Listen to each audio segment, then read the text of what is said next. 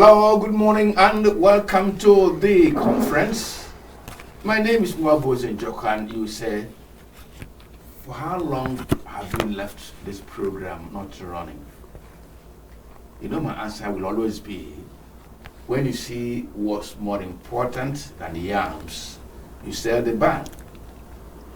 So other things really overtook the program. But this program is back this morning because this week is the week of celebration. Now let me tell you why. A number of states in this country will be celebrating 50 years since they were created by the military. So we are going to use them as a peg to look at state creation in this country and whether the payoff, the payback from state creation have been worth that effort. That is one. Two, Nigeria stood on a tripod.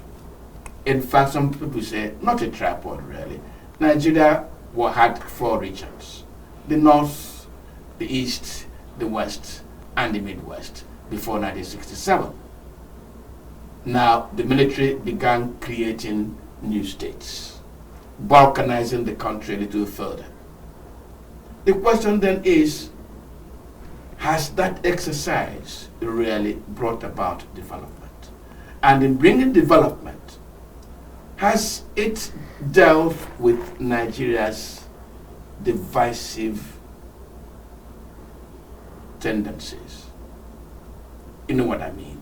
Some people say we are marginalized. Some say we are minorities. Some say winner takes it all. Some say let us use competence and all that. The equity of politics has state creation resolved it. This morning on the conference, I don't have my usual guy. I decided to bring in from Benue State. Let us use it, Benue State, as a contact point, as Christians these days say it, to look at whether state creation has really been worth the efforts of this country. And let me start from my right, extreme right indeed. A gentleman who has not been on this program before, but there was need to bring him in so that we can have an informed analysis and a disinterested contribution. On my extreme right is Dr. Odessa Peters. Dr. Odessa Peters is a risk management expert. Peters, you're welcome to the program. Thank you very much. I think I like this your cap. You're already welcome to Benue. This cap with this black and red stripe speaks identity. Yes. I'll not ask you questions so that you don't tell me lies. Well, on my immediate right is Nick Agule. Nick Agule, of course, you know, is a public affairs analyst, a gentleman who plays with the figures and who knows whether the statisticians are lying to us or not. Nick, you're welcome to the program.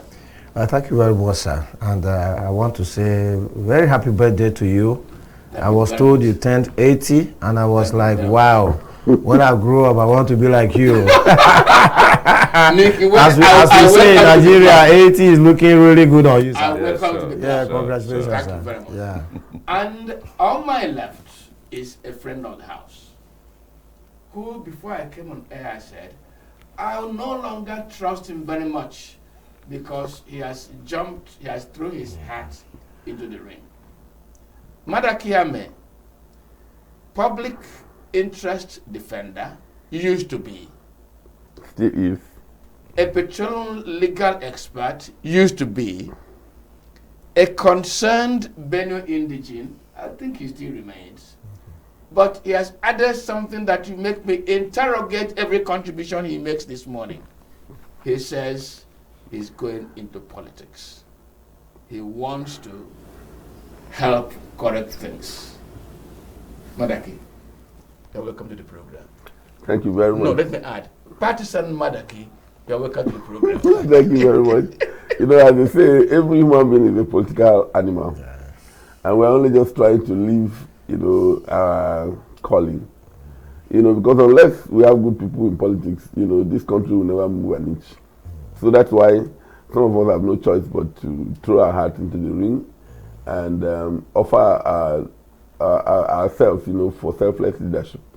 That's what this is about. Thank you very much, Madaki. You're welcome to the program. Gentlemen, I do not know whether I can read out the names of the states that are 50 years today, but let me just take them in bulk.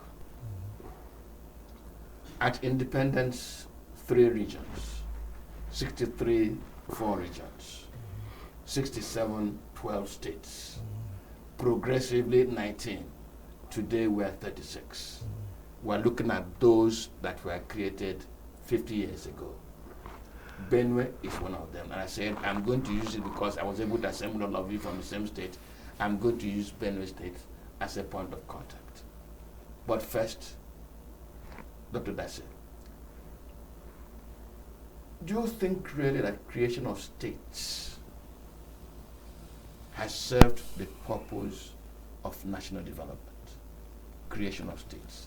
And before you answer me that question, please, I want you to interrogate what national development really is. Is it just roads and rail? Does it include human capital development? Does it include realizing what nature of a nation we want to create, we want to be, what kind of people we want to be as a black nation? And if you consider all that, has creation of states done Nigeria any good in that direction? Okay. Thank you very much. I want to thank Signature TV for the privilege. And once again, happy 80th birthday. Looks good on you. Thank you very much. Then aside being the risk manager of the Benue Rebirth movement, I'm an energy expert and a development economist. So the question you ask, I'm interrogating it from a professional position. So you must know the objective of why decisions are made, policy decisions are made. Then you not just oppose it with the reality on ground. So you try to regress it. So why state creation in the first place? The objective of state creation is, in a multi-ethnic system like Nigeria, is for inclusive governance, to bring governance closer to the people, to articulate a specific development metrics that works for the people, because as a nation, our natural resources revolves around our cooperative advantages. Now, when leadership is wide, normally as a teacher, because as a doctor, as a PhD holder, I'm supposed to be a teacher, I always try to use the most simplest unit at a micro level to drive macro perspective. And I use the family. So when you have a family, and the family starts from a household, and the family expands to a community, and as it's expanding, the community now expands to become a local government, because you need to trace the history of our progenitors. At that point, you understand that for proper administration of resources and discipline of that family that has expanded, there's need to stratify it and give responsibilities to people that have leadership quality that has ticked all the boxes, so that at the level of a central leadership, you have these people account to you. So that is a supposition for state creation. 2, we use what is called the Jethro model in the Bible. So Moses was attending to every issues. When somebody loses his fowl, for example, will come and complain. When somebody quarrel with his wife, come and complain. Then God told him, no. You overwhelm yourself and leave the weightier matters of the law. So appoint people to oversee. You see, when we talk about the history of life is a continuum. So I've just brought you a generational dimension. So that is the supposition. Now, yes, now, the question is, has it been worth the effort? To me, because we wouldn't have evaluated what development would have been if there wasn't creation of state. So we can't. Yes, because you know I'm scientific in nature. Yes. I want to key myself from that point. Please, I hope you don't mind. Nick, he said we couldn't evaluate what development would have been if these states were not created. But every day in this country, you hear things like the good old days of northern Nigeria. That's an evaluation. Every day you hear the days of Dr. Michael Okpara and agriculture in eastern Nigeria. That's an evaluation. You hear Awolowo's footsteps on the sands of western Nigeria that never go away. That's an evaluation. That's an evaluation between a balkanized Nigeria and a bigger Nigeria. Because I'm taking from Dr. Dase's comment that you have to devolve responsibilities in order to bring governance closer to the people and not overwhelm the center with minor complaints. That is the supposed theory for the creation of states. Yet we keep thinking about the good old days. Nick, let me, the same question I asked you. Has it balkanization paid us? I would say it has not paid us. And the reason why I would say that is because I have the data. I am in a unique position because I have been alive through the whole transition of regions to states. Because I was born in 1966, that means I was born into northern Nigeria. And then the following year, we now had 12 states. So I grew up in the 12 states. I was here when the 19 states happened. I was here when the 21 states. I was here when the 30 states happened. I was here when the 36 states happened. As I can use myself as a data point to say, did I enjoy life more when it was northern Nigeria, 12 states or 36 states now? And I'll tell you, I enjoy life more when it was 12 states, when it was Benue Plateau. That was when I was going to school, where we had books, textbooks, and exercise books given to us. The general hospital in Boko was free of charge for every medical facility. We had no security crisis, none at all. We're producing food quietly for the nation. We have water, pipe-borne water into Boko as at that time. You know, all those things have vanished. By 1985, when I took my, 84, I took my first trip out of Benue. First time I traveled out of Benue. I traveled on the train. The train was coming from Maiduguri. Stopped in Makudi at night. I jumped on board. Before it was daytime, I was in Port Harcourt. That rail line today, we got people build on it. So I've seen Nigeria deteriorate before me. The Nigeria of today now, I can't even recognize it. I don't even think this is the Nigeria I ever knew. In Nigeria where people can be kidnapped. As we speak today, there are Nigerians held hostage on Nigerian territory. And the full architecture of our security, including the Chief of Defense Staff, the Service Chiefs, Inspector General of Police, the DSS, the DIA, whoever, they are steady in their office.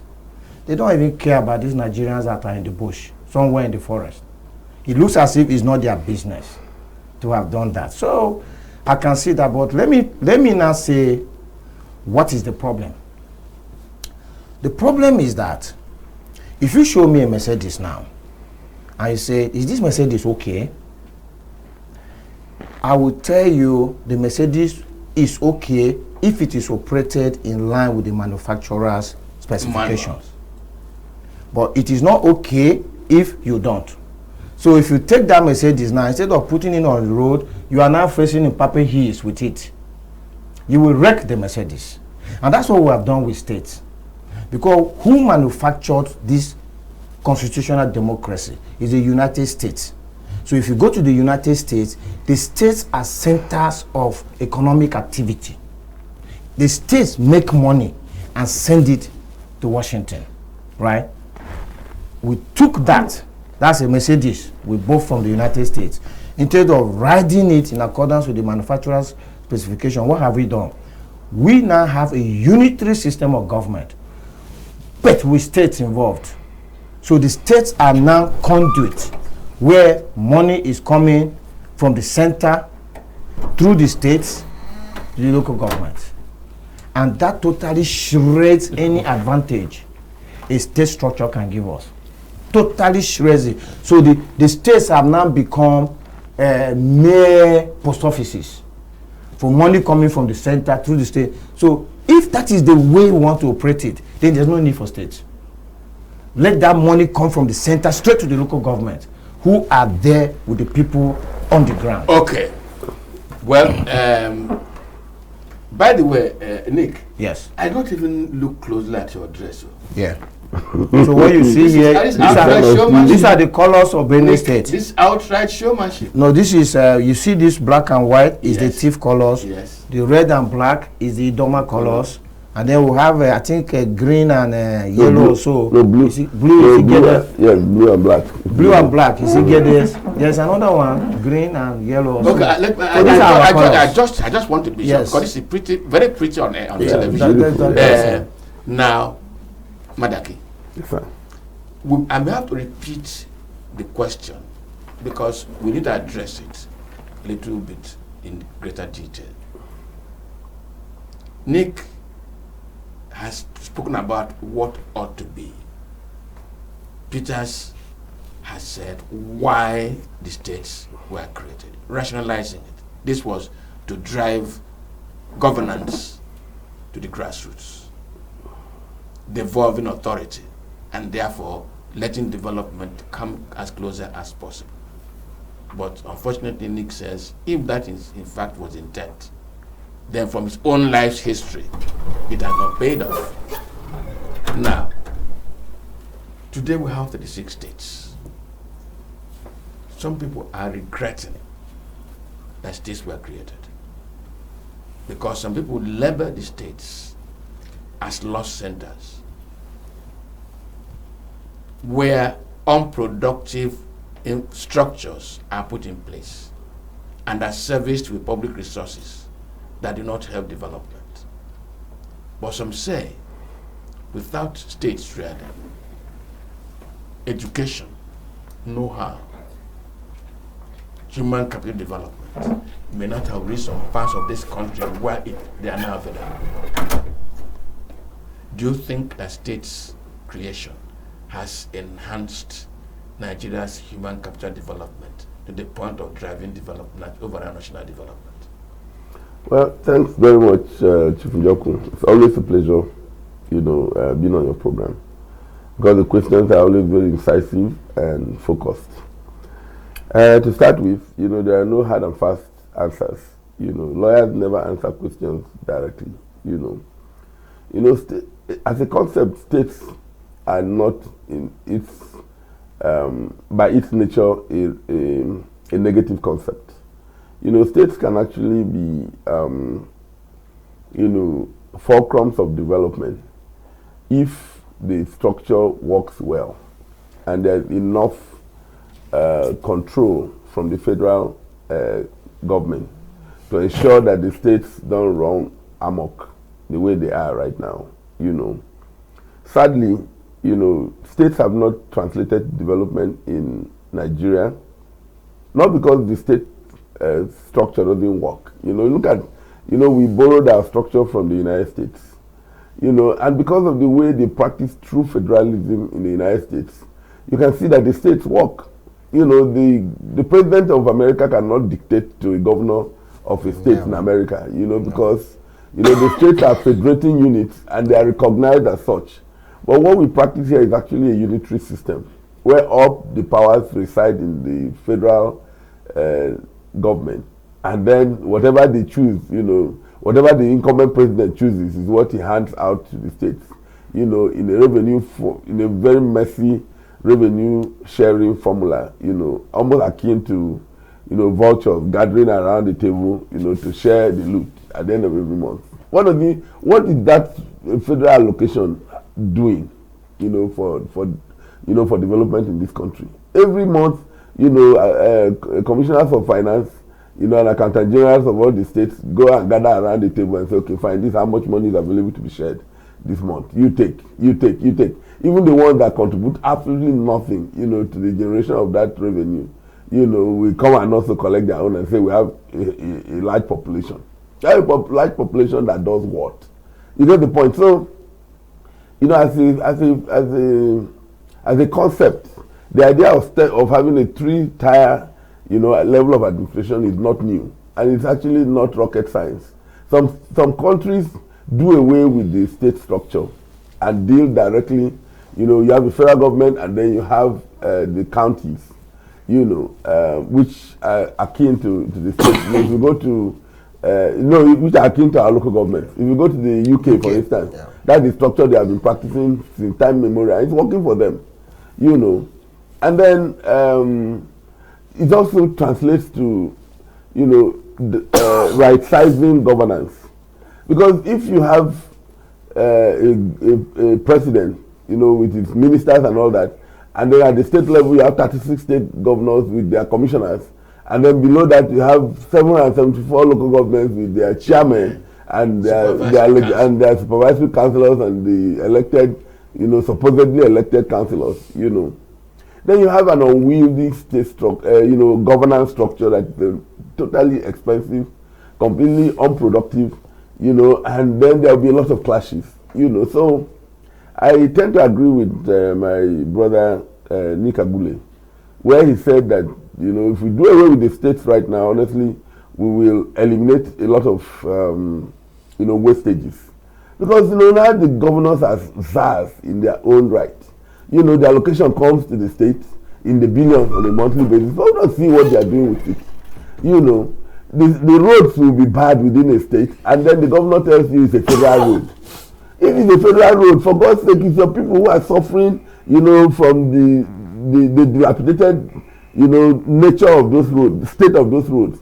Fix it, for God's sake, with the resources you have. I think we should do away with ministries like Ministry of Works, and let all the governors in the state take charge of their of road construction within their enclave.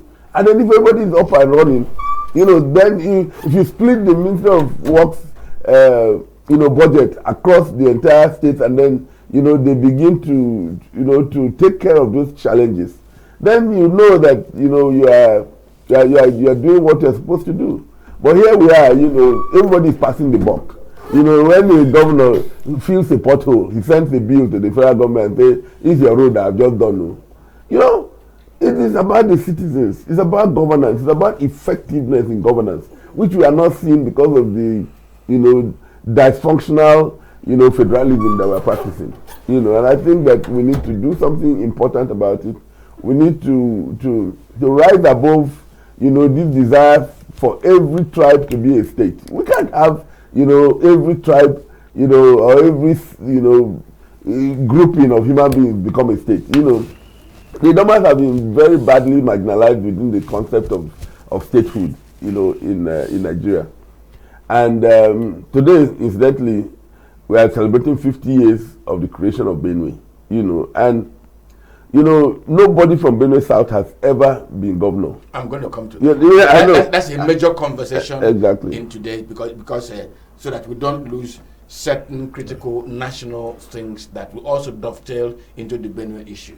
Yes, that's it. Yes, you see, I've listened to Nick, and I've listened to Ameh, and I like to be in this spot, okay? Because it seems I gave the synopsis of why states is created. Yes. I didn't give the answer to if actually there's benefit and we are seeing the benefit. And I listen to them talk, and I feel that I need to bring the audience to context of the question. When you analyze state creation, don't analyze it only on the concept of democracy. Because I can say my two brothers speaking more on the angle of democracy. I would like to put it on a full perspective of state creation. States were created by the military, and they were military governors and administrators. So when you look at it, you have to put it when the state was created and the governors were administrators. You don't have what they call overbloated democratic administration as we have that. You have a lot of structures that is overbloated. What did we see? We saw critical financial discipline by the military administrators. We saw foundations of infrastructures that they are put into these states when created that today the current democratic administration could not maintain. Mm-hmm. You understand? So that is why I want us to look at it from a holistic benefit. If we are narrow-minded and speak only on democracy, then we are missing the question of please, state creation. I hope I'm not going to accuse you of trying to be romantic about the return of... No, not at all, not at all, not at all, not at all. So that not at there all. can be prudence. No, not at all. Not at all. You see, the question is that not at all, not at all, not at all. And I will speak on democracy. I will speak on democracy. But see, when you ask a question, and the question requires that you collect data on all principal parameters and variables, you cannot cherry pick. That is why I want us to look at the question, state creation. Yes, but one is history. You understand? You understand? No, you don't throw away history. History is supposed to draw us into a perspective of comparison. I want to help you make a conclusion. So having said that, you see,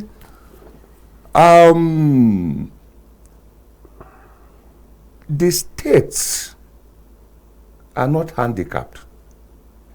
I disagree to feel that the federal system will practice, put enormous power at the center, that the states are handicapped. No, the states are not handicapped. The state is standing as authority of itself.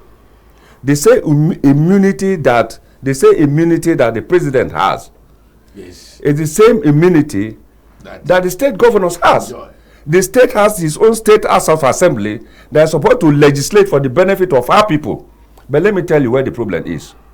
It's always easy for us who are the governed to throw stones at our leaders. The question is that who are the base that keeps the governed in this perceived maladministration that we are throwing at them? We, the followers. What do we do? Do we go rioting? No, not rioting. It is clear. It's simple as such. You see, let me tell you, it's as clear.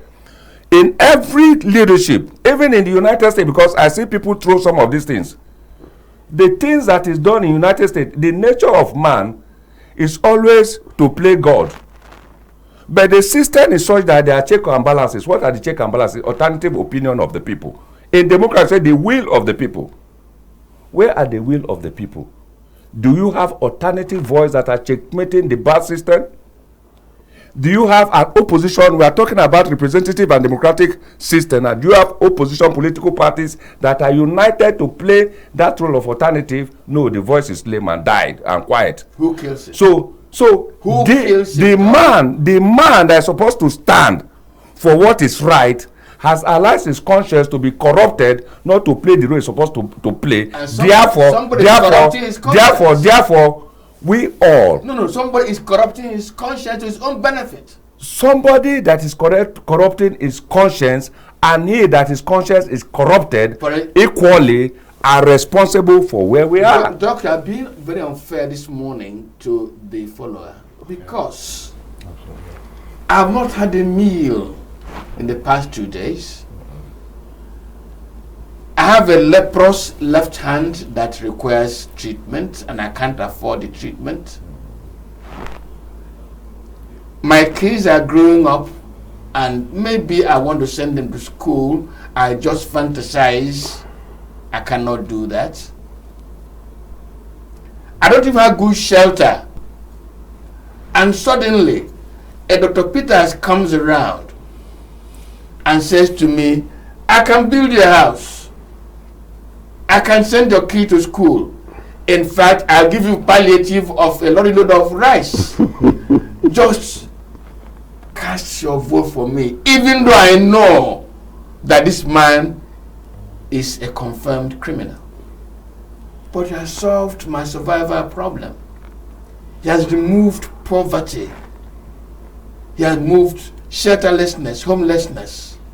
He has made my dream almost realized. What is a ballot compared to my life and my existence? I cast the ballot for him so that I can solve poverty. Who is weaponizing poverty? Is it me, Doc, you are saying this morning, or the person leading me and buying my conscience with his book? I will answer you straight. You that allowed your conscience to be bought, you are the one weaponizing poverty. Thank because you. What Dr. Odessa has said that I can as well die. Well, gentlemen, we are theorizing. Let us come to the, because I raised an issue right at the beginning.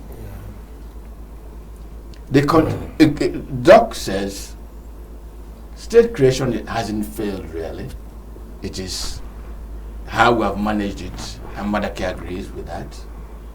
Nick says it appears that if we did that way with certain levels of the structure, we might get it right. Who knows? But gentlemen, I raised the matter of equity at the beginning of this conversation. One of the contentious issues in Nigerian states today, it is even a federal matter, is equity. And in describing or applying or interrogating equity, please allow me to borrow from the FCT minister, Yeson Wike. Can you allow me to do that? Yeah, of course. Why, he's our landlord. A piece of music he loves very much. Enyendeba. You know what it means? You give to these people some, you give to the other people too, you give to the other people too, you give to the other people some. And the man loves it. It's a very simple chop. Make this up also. Once they raise it, he starts dancing. He starts dancing. This very song. Yes. That equity is in governance of the states, even in the governance of Nigeria. Many people say, what is lacking in Nigeria's political conscience is a sense of equity. There are those who have said, equity means nothing. Let competence and capacity drive the entire process. Allow me to use Benue State this morning. Please, gentlemen, I'm not, let me not be unfair to Benue, but we are from Benue, what can I do? Allow me to use Benue as a contact point. Benue State has been governed by the Thieves since creation. Yeah. Right? Yeah. Aside from the military. Aside from the military. If you look at some other states too, you find this same trace, this same thing happening.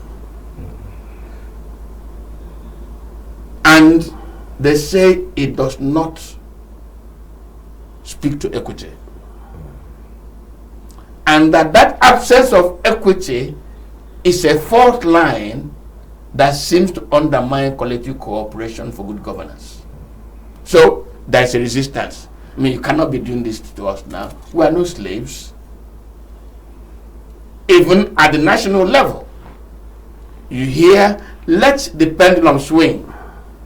Let it go up north, let it come down south. Madaki, you know I've already labeled you this morning, but I must start with you. Do you think the swing to maintain equity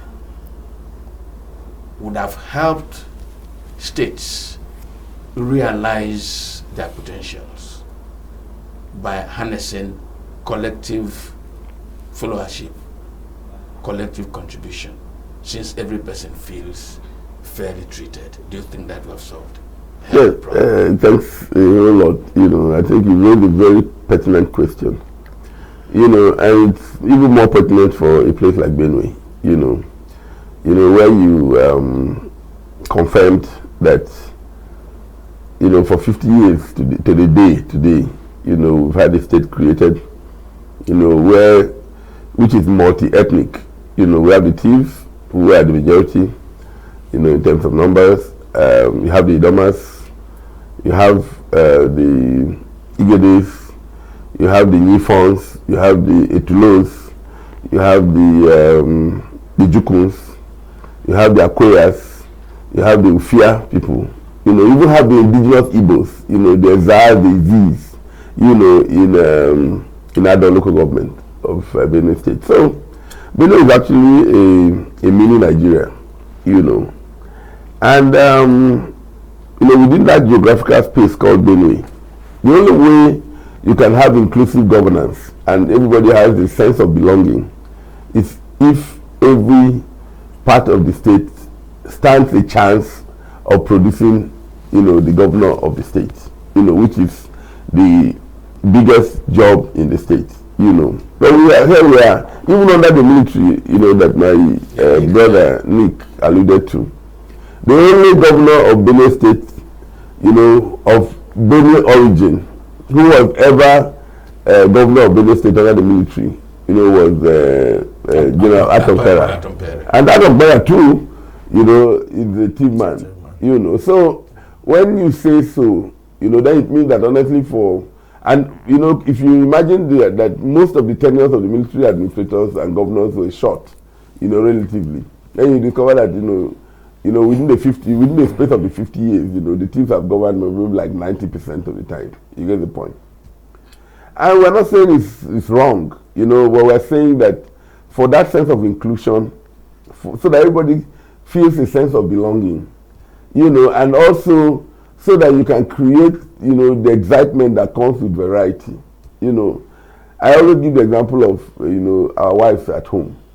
If you are coming home from work and you know that it is only okoho soup that you are coming to meet at home, every time you want to eat pounded yam, it is with okoho soup. One day you say, oh God, this okoho soup again, and don't they have ogbono? Don't they have egusi? Don't they have pocho? So that, there should then be some level of, variety in the pot. You know the point? And, because we haven't had that variety, it's a very funny contraption in Benue, quite frankly. And I genuinely believe that my brother Nick, who is my chief brother, and who is a very totally detribalized man, I've known him for decades, will speak to this. When you hear of Benue politics and the rotation of governance in Benue at the governor's level, you hear things like, it is the turn of Minda, it is the turn of Jechira, it is the turn of Sankara. It is it is the turn of the two people have their ruling houses. You get the point. And then when they are discussing, the shift that Minda has eaten, it is now the turn eating, meaning I'm trying to translate almost directly from team. They have eaten, what I mean? Meaning they have eaten the governorship. They are the ones who have just finished eating, and then it is now the turn of Jechira. or that the Minas ate for eight years. So if the Jetra people have not eaten for up to 8 years, then they have been cheated. You know, it is discussed completely oblivious of the fact that we have a multi-ethnic state. You get the point? And I tell people in a very friendly way that yes, this narrative may have worked at the earlier time, but we're not trying to elect a Totiv. You get the point? If I don't elect Totiv, I can understand Minda and Jechura and Takara, and the cleavages, the clans that make up Tivland, arguing for it to be rotated turn by turn until they have all eaten. You get the point? That is still turn by turn. They're still asking for equity within themselves. Yes, exactly. So then a pan Benue equity is what they are looking for, what they are asking for. I think it's the only thing that will make for Benue development. Because at the end of the day, yes, we have been governed for 50 years by our two brothers, effectively. But if you do 90 over 100, that's an A. You get the point. But Benue is where it is. You get the point. So I think that 50 years is a spiritual landmark, actually, half of a century.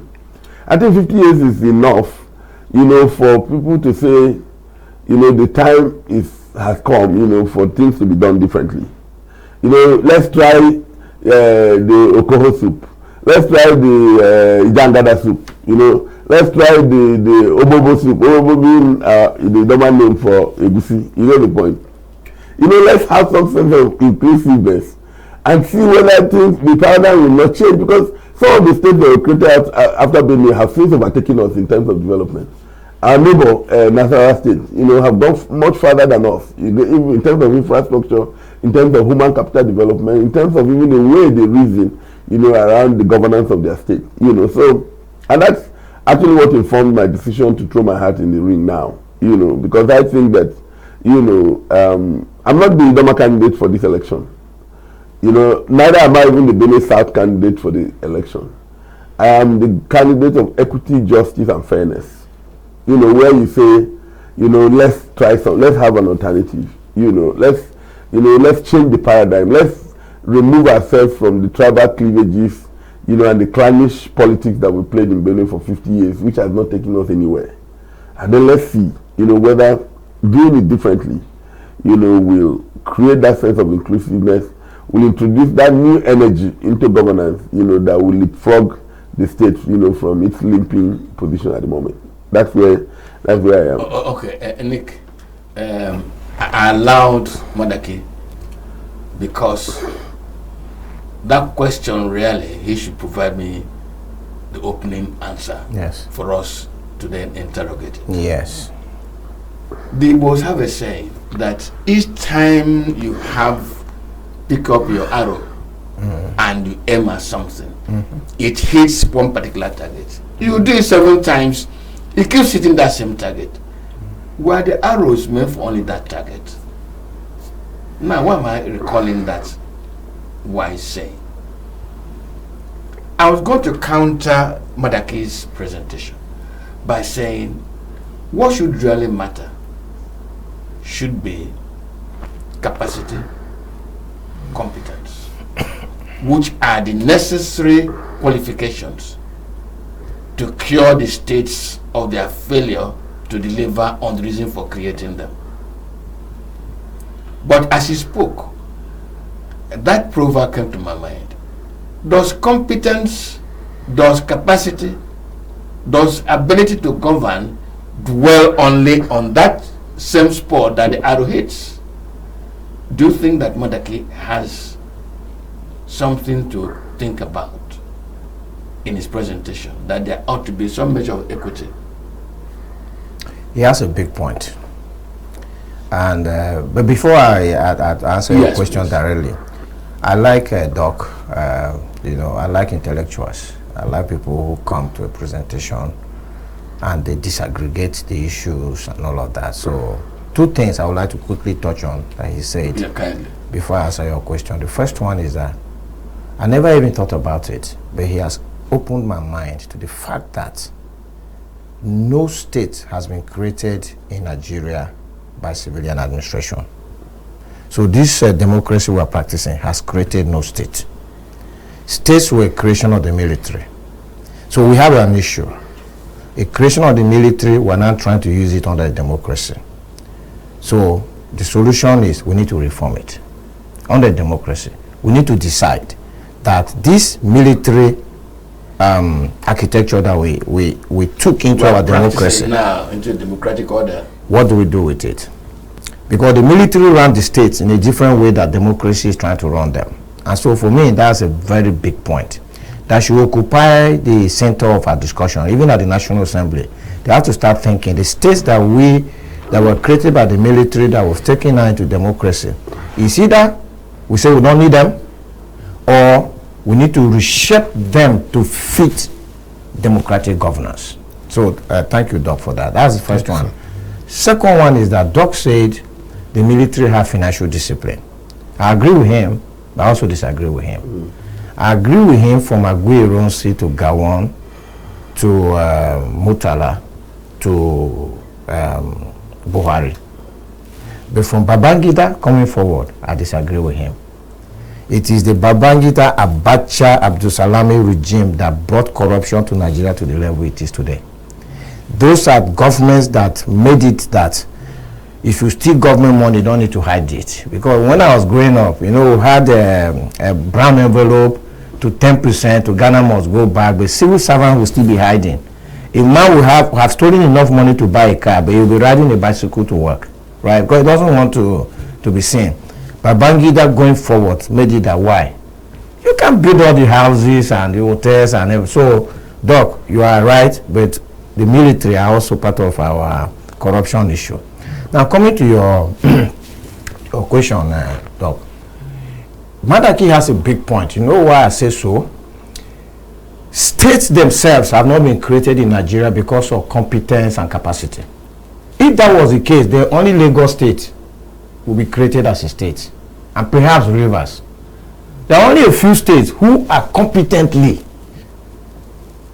justifiable to be created.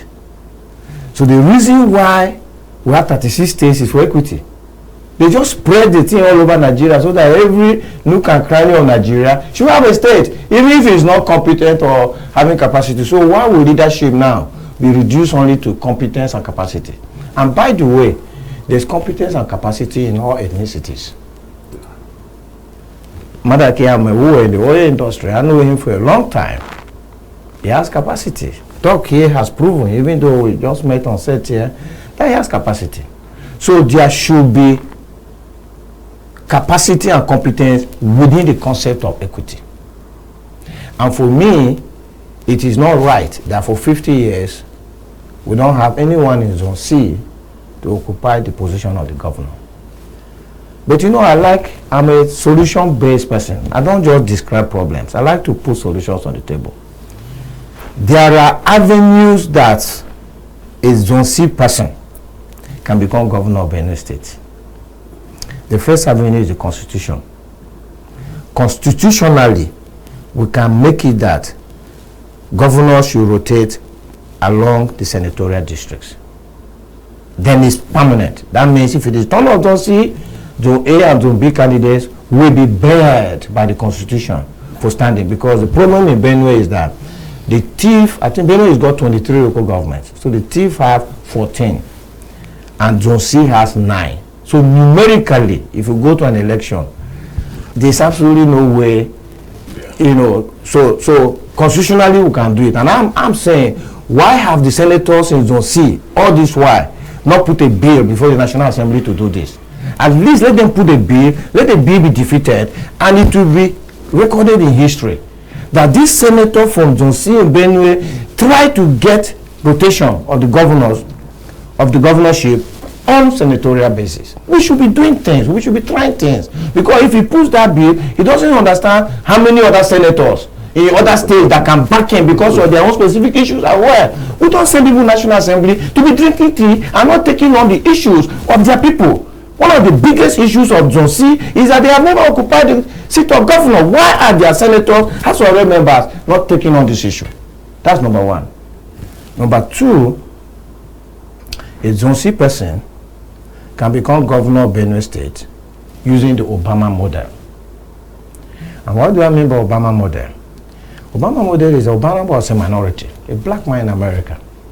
But he won the hearts and minds of the whites. So Obama stands for an election. He a black against a white, and the white people vote him as black man. We're not seeing that. We're not seeing that from our Idoma brothers. Do you understand?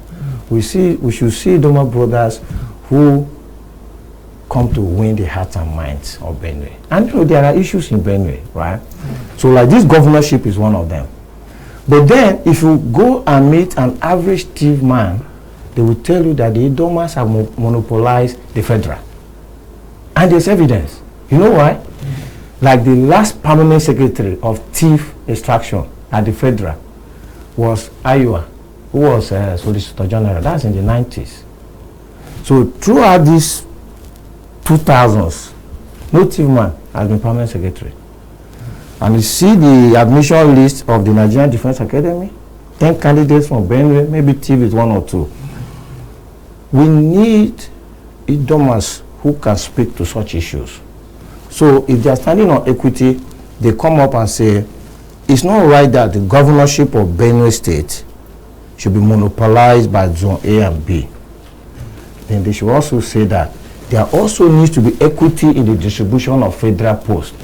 You are warming your heart, your way into the hearts of the people, because you're not only just taking on an Idoma-centric issue, you're also taking on an issue that is also of concern to the thief people, right? So you now become a candidate that is on both sides. So that is also not happening. And of course, the third way a C person can become governor is that they are always the deputy governors. So in any incident where the governor who is a thief man is incapacitated or impeached from office, that's they're waiting for chance. Yeah, that's it. That's the chance. That's waiting for chance method. You know, in Abuja, the minister says, "Please beware of one chance." So bottom line, in summary for me, sir, is that I support a governor from Zone C because that is the right thing to do. That's the right thing to do. Yeah. Don't forget that said that we're using Benue as a contact point. So Christians say these days in prayers, we use this person as a contact point for others who are affected. Now, equity. The Domas ought to have a go at it. By the way, this your cap is an Idoma cap. It is. Absolutely. Doc, am I not asking an Idoma to speak for the Idomas now? But please, it's a national issue. Yes. But using this situation to look at it. Because don't forget my little anecdote. Each time the arrow is shot, it hits one spot. That spot was all where all the arrows were for it. This competence, this capacity does it only dwell in Tivland? How do you get about it? Thank you very much. I think I'm most grateful by the delivery of Chief Madaki Ameh, and I'm more excited and feel fulfilled by the comments of my brother Nick. Because of his summary, I wouldn't want to expatiate on two issues that he raised at the federal. Arguments don't take two wise people anywhere. Sometimes I was in Delhi, India. I sat before Professor Agule, and he was telling me that, you know, it's in the area of respiratory medicine. I went to see him after doing 60 allergy tests for respiratory disorder. And he told me that, look, you know one thing? Most times we disagree. But you know that the things that we disagree, by the time we go back, we will reconvene, because everybody wants to protect his discovery. But when we convene and come back, that the same thing that we disagree, we realize that we are only saying the same thing, but in different ways. And we resolve issues we can't resolve for 8 hours within 5 minutes. So because of that, I will not disagree with whatever I say, because there is grace on the final summation that it is fair for a Benue South man to be the governor, executive governor of Benue State. Having said that, in 2000, some of us who felt the need to create a political change in Benue State, looking at the level of mismanagement of the resources of the Benue people, we believe that there are better ways that governance can be done for people to feel the impact. We believe that creation of Benue State out of Benue Plateau was not a mistake, because Benue State is one of the most endowed states in Nigeria. So there wasn't any mistake in its state creation. As a matter of fact, if you create another state, Upper State, for example, out of Benue State, it can still survive, because the resources are enormous, from agriculture to mines. Benue State has over 340,000 square meters of land, arable lands, with good weather, with water, River Benue. It has a youth population. 64% of the population are youth, a strong workforce, educated, exposed, cosmopolitan, across every sector of human endeavor. So Benue State, as a people, when you look at their contribution across arts, across the 7 pillars of society, you understand that the creation of Benue State, and even if you split it into 2, can never be a mistake. But the question is that the leadership selection process, as it is with every part of Nigeria, is very poor. And I will still come back to say that why our leadership selection process poor, because we the people. Don't go back. No, I'll go back to it. Why? Because it's a fundamental issue. Okay, fine. It's a topic that we need to look at it another time, because it is key to cure our docility that has empowered 5% of the population against the 95. People need to know who they are, to be able to express who they are, so that the other group, because there's a clear stratification, to now know that, oh, we are really nobody without the 95. Having said that, in 2000, we created what we call the Benue Rebirth movement. We didn't say Benue South Rebirth movement. We didn't say Zone C Rebirth movement. We didn't say Idoma Rebirth movement. It was a collective. We said Benue Rebirth movement. We started out with 12-point agenda objectives.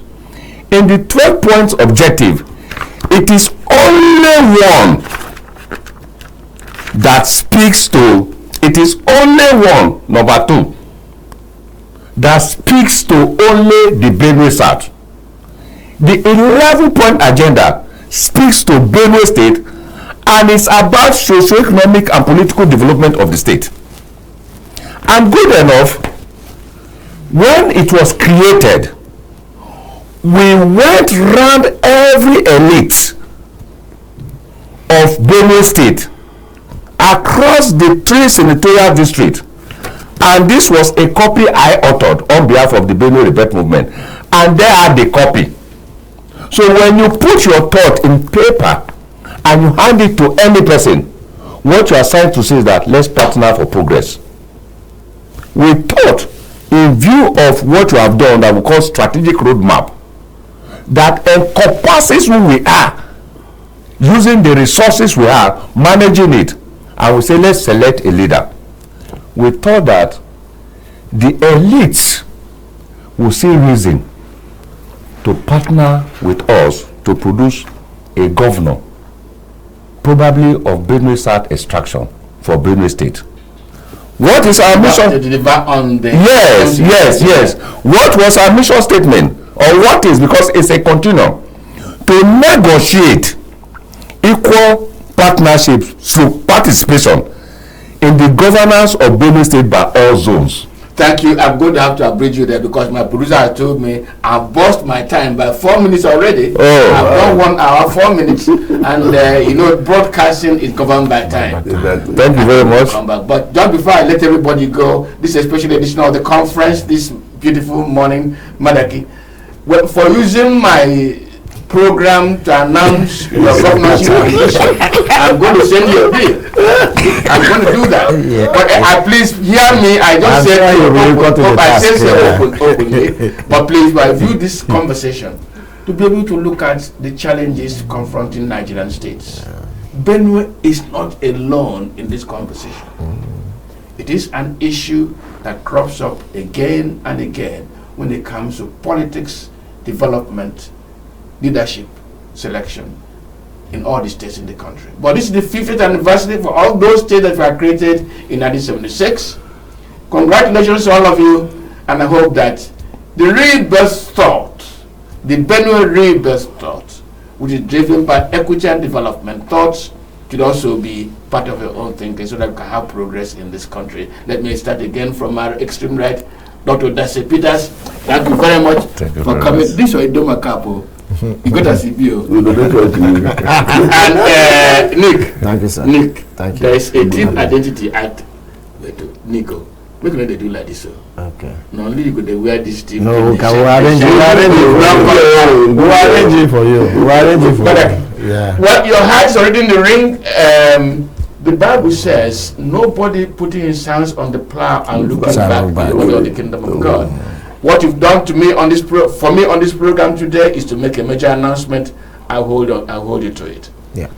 And this conversation will continue on the conference day after day, week after week. I apologize to you that we stayed off for some time, but we're back. Welcome to 2026. My name is Mwabo Senjoko. Good morning.